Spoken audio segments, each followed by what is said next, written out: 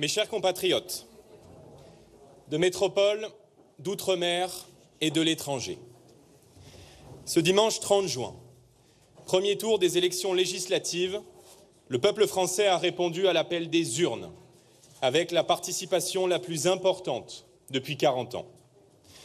Aujourd'hui, les Français ont été au rendez-vous de leurs responsabilités. Ils ont fait honneur à notre démocratie et je tiens à les en remercier. À nouveau, 3 semaines après les élections européennes, qui ont entraîné la convocation de ces élections législatives anticipées, ils ont rendu un verdict sans appel et confirmé leur aspiration claire au changement. En portant les candidats du Rassemblement national et de ses alliés en tête, en leur permettant d'accéder au second tour dans une écrasante majorité de circonscriptions, les Français ont fait naître un espoir sans précédent dans tout le pays. Je veux leur exprimer ma gratitude et je les appelle à rester mobilisés dans un ultime effort dimanche 7 juillet prochain. Le vote qu'ils exprimeront dimanche prochain est l'un des plus déterminants de toute l'histoire de la Ve République. À l'évidence et au regard des résultats, le camp présidentiel, encore largement désavoué aujourd'hui, n'est plus en mesure de l'emporter et le score élevé de l'extrême gauche soulève des inquiétudes majeures. Désormais, le choix est clair et 2 chemins s'offrent à la France. D'un côté, l'alliance du pire, celle du nouveau Front populaire rassemblé derrière Jean-Luc Mélenchon, qui conduirait le pays au désordre, à l'insurrection et à la ruine de notre économie. De l'autre, l'Union nationale, que j'ai l'honneur de conduire aux côtés de Marine Le Pen, d'Éric Ciotti et de nos alliés.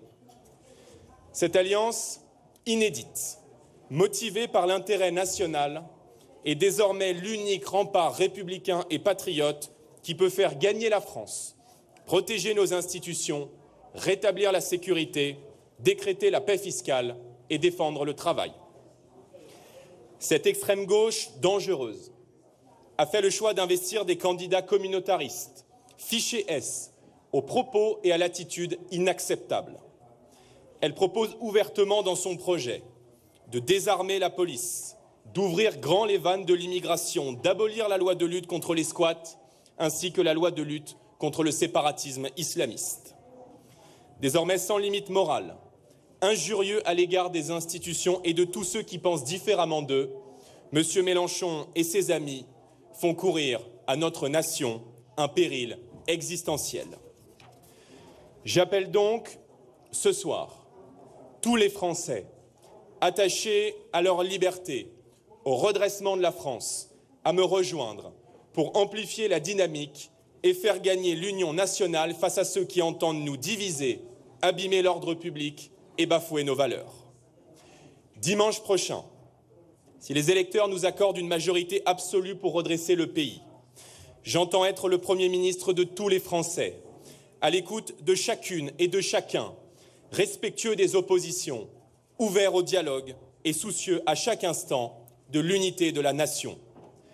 J'entends être le Premier ministre du quotidien, celui qui placera dans ses grandes priorités la défense du pouvoir d'achat, le rétablissement de l'ordre et de la sécurité partout sur le territoire et bien sûr la reprise en main de notre politique migratoire.